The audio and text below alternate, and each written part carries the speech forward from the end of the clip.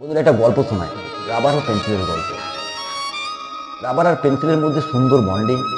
কেউ কখনো কাউকে তার বিনিময়ে সরিয়েও বলে না, ধন্যবাদও দেয় না, খুব সুন্দরভাবে তাদের জীবন চলতে থাকে।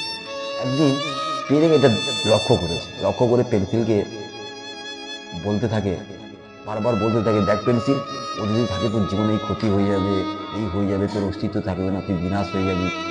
পেন্সিল তোর জীবনে ক্ষতি করতে, রাবার তোর জীবনে ক্ষতি করছে। পেন্সিল কি করলো? পেরেকের এই চক্রান্তে পড়ে রাবারকে তার জীবন থেকে সরিয়ে দিল।